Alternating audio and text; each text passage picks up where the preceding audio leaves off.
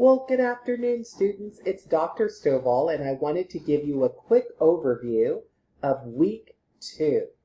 So, if you're not accessing the course through this module, then you're accessing the course through the to-do list.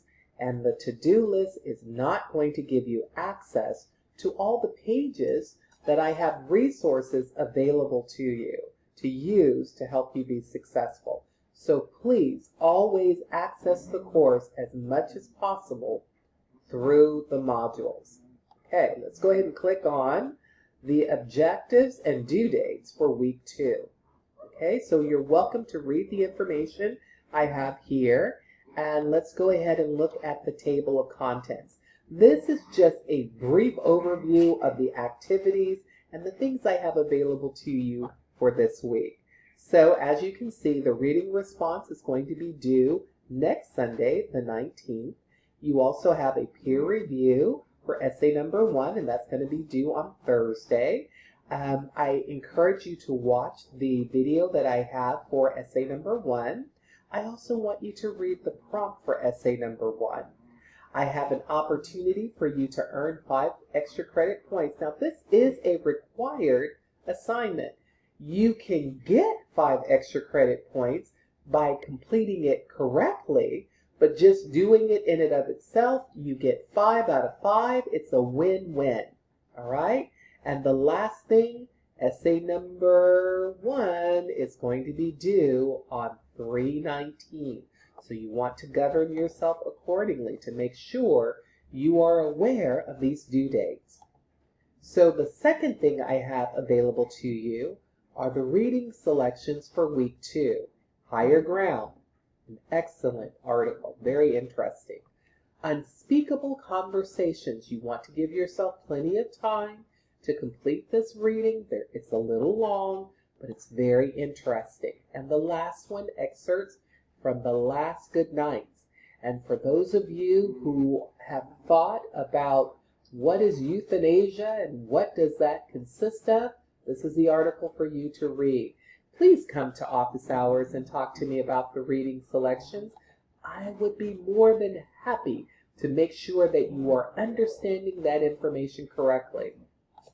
So I have this video to show you how to format your submissions correctly. For this class, you can only submit a doc or docx file from Microsoft Word.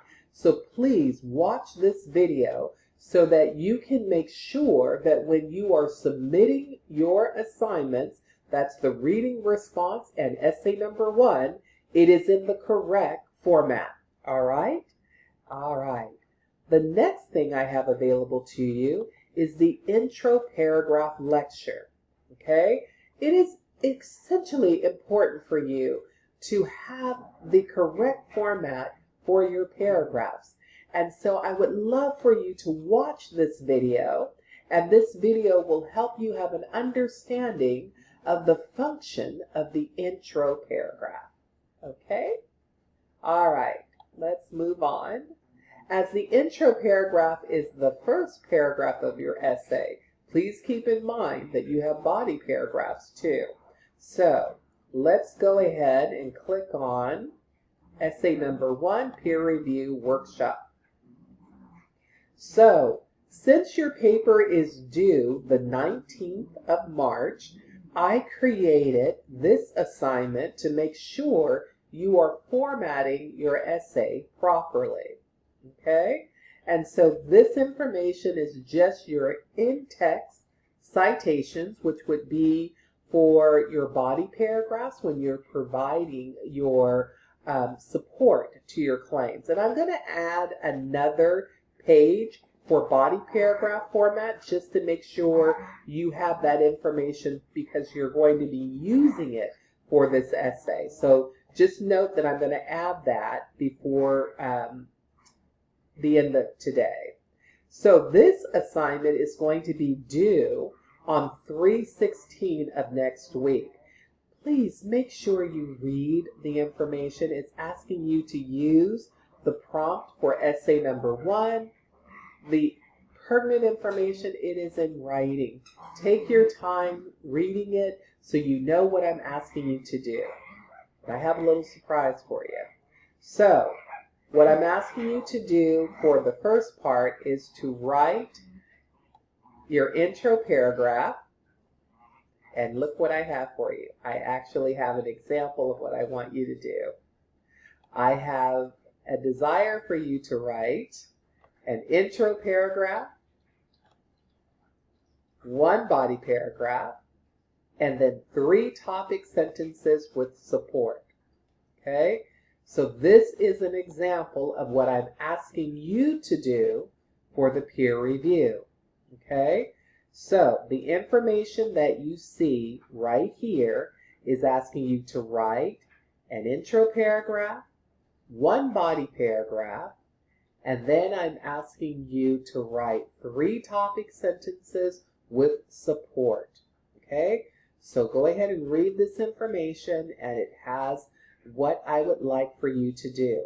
Now, once you have completed the intro paragraph, the body paragraph, and you've completed the 3 topic sentences with support, I would like for you to highlight your submission and cut and paste it into the submission box of this essay, or this where it says reply.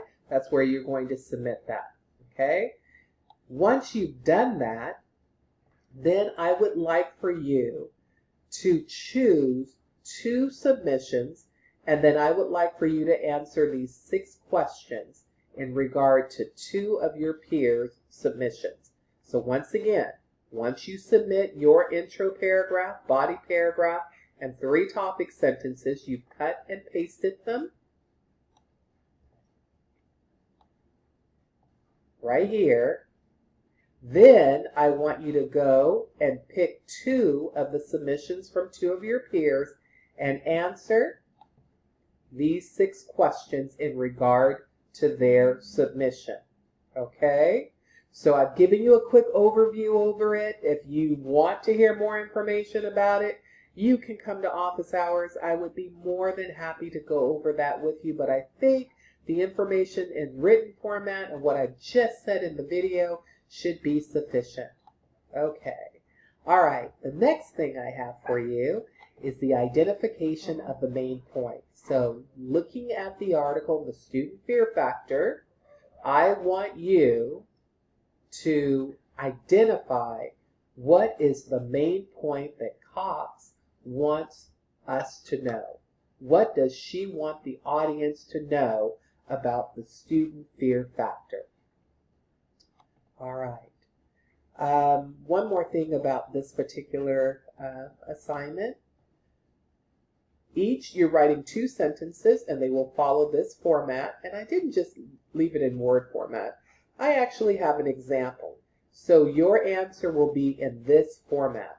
This is an example of what your 2 sentences should look like in regard to the student fear factor.